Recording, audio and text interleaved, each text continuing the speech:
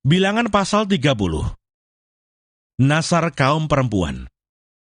Musa berkata kepada kepala-kepala suku Israel demikian, "Inilah yang diperintahkan Tuhan.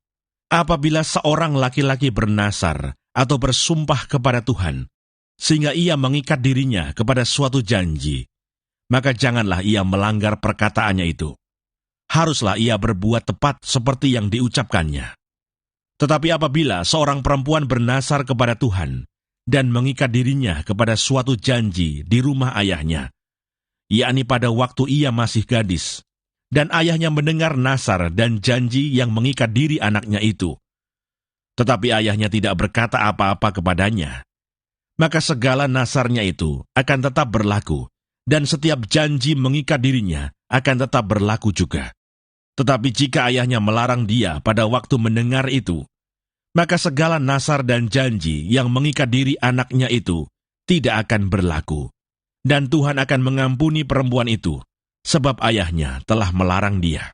Tetapi jika perempuan itu bersuami, dan ia masih berhutang karena salah satu nasar, atau salah satu janji yang diucapkan begitu saja, dan yang mengikat dirinya, dan suaminya mendengar tentang hal itu, tetapi tidak berkata apa-apa kepadanya pada waktu mendengarnya, maka nasarnya itu akan tetap berlaku, dan janji yang mengikat dirinya akan tetap berlaku juga.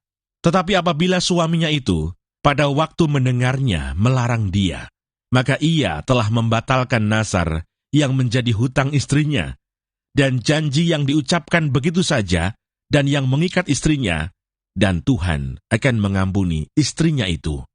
Mengenai nasar seorang janda atau seorang perempuan yang diceraikan, segala apa yang mengikat dirinya akan tetap berlaku baginya.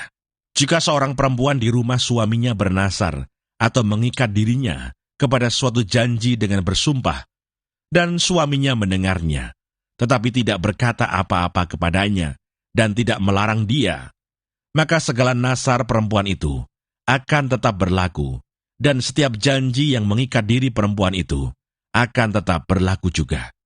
Tetapi jika suaminya itu membatalkannya dengan tegas pada waktu mendengarnya, maka ucapan apapun yang keluar dari mulutnya, baik nasar maupun janji, tidak akan berlaku.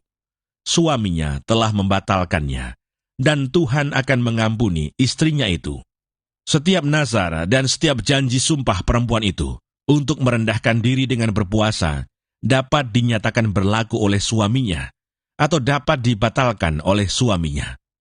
Tetapi apabila suaminya sama sekali tidak berkata apa-apa kepadanya dari hari ke hari, maka dengan demikian, ia telah menyatakan berlaku segala nasar istrinya, atau segala ikatan janji yang menjadi hutang istrinya.